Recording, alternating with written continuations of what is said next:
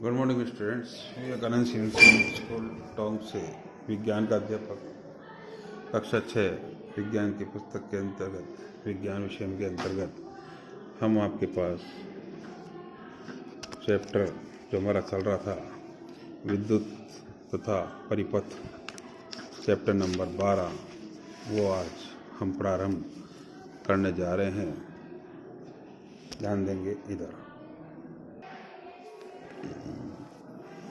हम विद्युत का उपयोग अपने बहुत से कार्यों के लिए आसान बनाने के लिए करते हैं। उदाहरण के लिए हम विद्युत का उपयोग कुएं से पंप द्वारा जल बाहर निकालने अथवा ज़मीन की सतह से जल को छत पर रखी हुई टंकी में पहुंचाने के लिए, अन्य कौन कौन से कार्य जिनके लिए आप विद्युत का उपयोग करते हैं उनमें से कुछ को सूचीबद्ध कर अपने नोटबुक में लिखिए। क्या आपकी सूची में प्रकाश के लिए विद्युत का उपयोग सम्मिलित है? सूरज छिपने के बाद भी विद्युत हमारे घरों, सड़कों, दफ्तरों तथा फैक्ट्रियों को प्रकाशित करती है। यह रात में लगातार काम करने में हमारी सहायता करती है। विद्युत हमें बिजली घर से प्राप्त होती है, फिर भी विद्युत की आपूर्ति ठप हो सकती है या कई स्थानों पर अनुपलब्ध हो सकती है। ऐसी स्थिति में प्रकाश के लिए टॉर्च का उपयोग करते हैं। टॉर्च में एक बल्ब होता है, जब इसका स्विच दबाते हैं तब प्रकाश देने लगता है। टॉर्च को विद्युत कहाँ से मिलती है? टॉर्च के बल्ब को विद्युत सेल से मिलती है। विद्युत सेल का उपयोग विद्युत स्रोत के रूप में अलार्म घड़ी, कलाई घड़ी, कैमरा तथा अन्य युक्तियों से में किया जाता है। क्या आपने कभी विद्युत सेल को ध्यानपूर्वक देखा है? आपने देखा होगा कि इसके एक और धातु की टोपी तथा दूसरी ओर धातु की डिस्क चक्रिया होती है। क्या आपने विद्युत सेल के ऊपर एक प्लस तथा एक ऋण माइनस का चिन्ह देखा है? विद्युत सेल से धातु की टोपी धनात्मक सिरा तथा धातु की डिस्क ऋणात्मक सिरा कहलाता है। सभी विद्युत सेलों में दो सिरे होते हैं, जिनमें एक धनात्मक टर्मिनल सिरा तथा दूसरा ऋणात्मक होता है। विद्युत सेल में संचित रासायनिक पदार्थ से सेल विद्युत उत्पन्न करता है। जब विद्युत सेल में संचित रासायनिक पदार्थ इस्तेमाल कर लिए जाते हैं, तब विद्युत सेल विद्युत पैदा करना बंद कर देता है। चेतावनी को देखेंगे। आपने विद्युत खंभों, विद्युत उपकेंद्रों तथा अन्य स्थानों पर इस प्रकार का चिन्ह देखा होगा। यह दर्शाता है कि विद्युत का उपयोग उचित रूप से न किया जाए तो यह अत्यंत खतरनाक हो सकती है। यदि विद्युत या विद्युत युक्तियों को असावधानी पूर्वक बरता जाए तो एक गंभीर चोट अथवा मृत्यु का कारण बन सकती है। अतः आपको कभी भी विद्युत के तारों तथा सॉकेट आदि से प्रयोग करने का प्रयत्न नहीं करना चाहिए। यह भी याद रखिए कि सुबह जनित पोर्टेबल जनरेटर द्वारा उत्पन्न विद्युत भी इतनी खतरनाक है। विद्युत संबंधी सभी क्रियाकलापों के लिए केवल साधारण बैटरी का उपयोग करना चाहिए।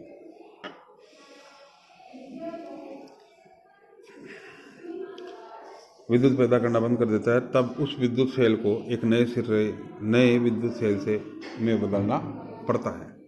टॉर्च के बल्ब में कांच का एक बाहरी आवरण धातु की सतह पर चिपका होता है। बल्ब के कांच के आवरण के अंदर क्या होता है ये देखिए। एक टॉर्च लीजिए तथा उसके बल्ब के भीतर देखिए। आप अपने अध्यापक की सहायता से इस बल्ब को टॉर्च से बाहर भी निकाल सकते हैं। आप क्या देखते हैं? आप कांच के बल्ब के मध्य एक पतला तार देखते हैं। अब आप टॉर्च का स्विच दबाइए तथा देखिए कि बल्ब का कौन सा भाग दीप्त है। प्रकाश उत्सर्जित करने वाले पतले तार को बल्ब का तंतु कहते हैं। यह तंतु दो मोटे तारों के बीच लगा होता है, जिसे 12.2 के अंतर्गत दिखाया गया है। ये मोटे तार तंतु को आधार प्रदान करते हैं। इन मोटे तारों में से एक मोटा तार बल्ब की सतह पर धातु के ढांचे से जुड़ा हुआ होता है। दूसरा मोटा तार आधार केंद्र पर धातु की नोक से जुड़ा होता है। बल्ब के आधार पर धातु का ढांचा तथा धातु की नोक बल्ब के दो टर्मिनलों में है। ये दोनों टर्मिनल इस प्रकार लगाए जाते हैं कि एक दूसरे को न छुएं। घरों में उपयोग होने वाले विद्युत बल्बों की भी ऐसी ही संरचना होती है। इस प्रकार विद्युत सेल तथा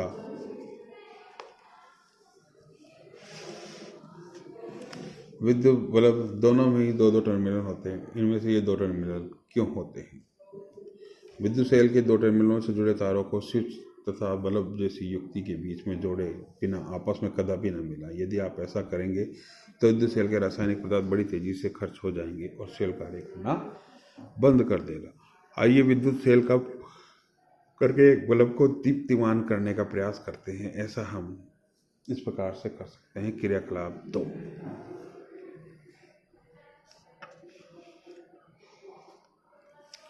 विभिन्न रंगों के प्लास्टिक का आवरण चढ़े विद्युत तार के 4 टुकड़े लीजिए। प्रत्येक तार के टुकड़े के दोनों ओर सिरों से प्लास्टिक आवरण को हटा दीजिए। इस प्रकार दोनों सिरों पर धातु का तार अनावृत हो जाएगा। दोनों तारों के अनावृत भागों को विद्युत सेल तथा दूसरों को दो बल्ब से दर्शाए अनुसार अपन जोड़ेंगे।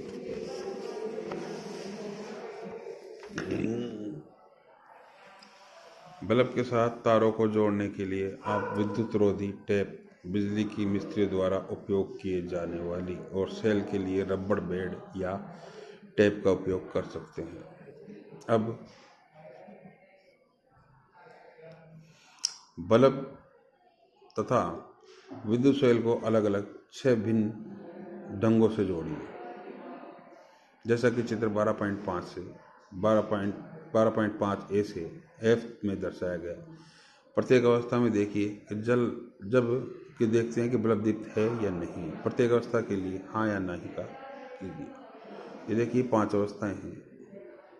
पहली अवस्था में बल्ब जुड़ रहा है, दूसरी में नहीं जुड़ रहा क्योंकि यहाँ बीच में से तार टूट रहा है।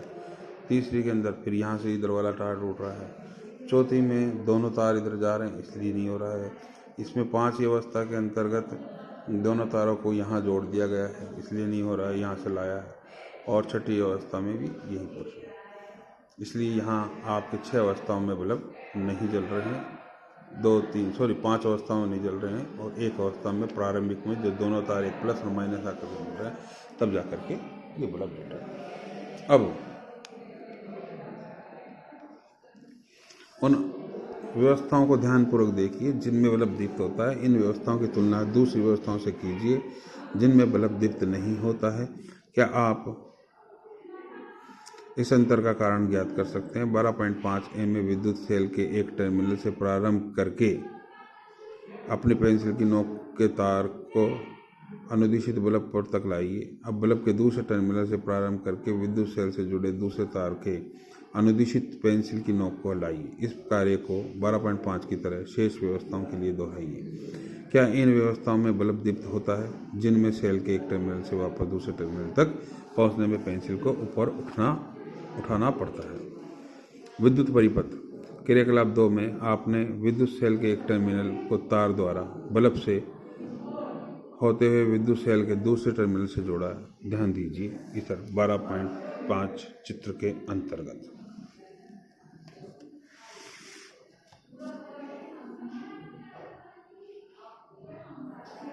12.5F की व्यवस्थाओं में विद्युत सेल के 2 टर्मिनल बल्ब के 2 टर्मिनलों में जोड़े गए हैं। इस प्रकार की व्यवस्था विद्युत परिपथ का एक उदाहरण है। विद्युत परिपथ विद्युत सेल के 2 टर्मिनलों के बीच विद्युत प्रवाह विद्युत धारा के संपूर्ण पथ को दर्शाता है। बल्ब केवल तभी दीप्त होता है जब परिपथ में विद्युत धारा प्रभावित होती है। किसी विद्युत परिपथ में 12.6 के चित्र के अनुसार विद्युत धारा की दिशा विद्युत सेल के प्लस टर्मिनल से माइनस टर्मिनल की ओर होती है। जब बल्ब के टर्मिनलों को तार के द्वारा विद्युत सेल के टर्मिनलों से जोड़ा जाता है तो बल्ब के तंतु से होकर के विद्युत धारा प्रवाहित होती है। यह बल्ब को दीप्तिमान करती है। कभी कभी विद्युत बल्ब विद्युत सेल से जुड़े होने की पर भी दीप्त नहीं होते। ऐसा बल्ब के फ्यूज होने के कारण हो सकता है। फ्यूज बल्ब को ध्यानपूर्वक देखिए, क्या इसका तंतु अक्षुण्ण है?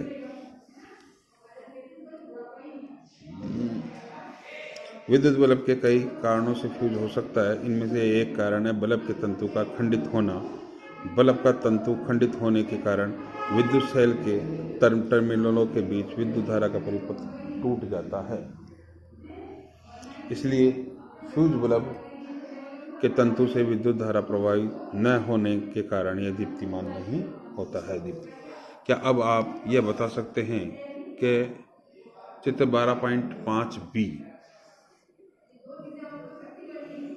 डी तथा ई में आपके प्रयास पर भी बल्ब दीप्तिमान क्यों नहीं हुआ? अब हमें ज्ञात है कि विद्युत सेल का उपयोग कर बल्ब को दीप्तिमान कैसे किया जा सकता है। कि आप अपने एक लिए टॉर्च बनाना पसंद करेंगे? क्रियाकलाप 3। एक टॉर्च बल्ब तथा तार का एक टुकड़ा लीजिए। पहले की तरह तार के दोनों सिरों से प्लास्टिक आवरण को हटाइए। 12.5 में दर्शाए अनुसार तार के एक सिरे को बल्ब के धातु के ढांचे के चारों ओर लपेटिए। तार के दूसरे सिरे को रबड़ बैंड की सहायता से विद्युत सेल की ऋणात्मक टर्मिनल से जोड़िए। अब बल्ब के आधार पर नोक अर्थात उसके टर्मिनल को विद्युत सेल के धनात्मक टर्मिनल पर रगड़िए तथा क्या बल्ब दीप्तिमान है? अब बल्ब को विद्युत सेल के टर्मिनल से हटाइए तथा बल्ब अभी भी प्रकाशित है। क्या यह टॉर्च को ऑन व ऑफ करने में समान नहीं है? ऑन ऑफ नहीं है। कल हम ऑन ऑफ के स्विच के बारे में पढ़ेंगे। विद्युत स्विच जिसे बोलेंगे, जिससे कि वो ऑन ऑफ हो सके, इसको पढ़ेंगे। तब तक के लिए आपको बच्चों इसका जो हमने ये जो दिया है विद्युत परिपथ का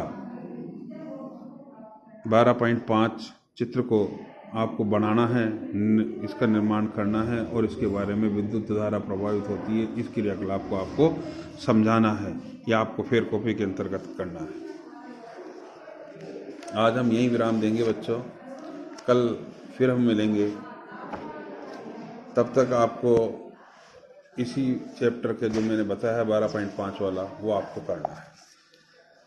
बच्चों मैंने आपको बताया कि इनके साथ साथ आपको होमवर्क के साथ साथ प्रोजेक्ट शीट के भी पूरा करना है। प्रोजेक्ट शीट आपको बनानी है। प्रोजेक्ट शीट को खरीद कर लेके आएँ बाज़ार से और उसे भर करके विद्यालय में 31 जनवरी तक आप जमा करा दें।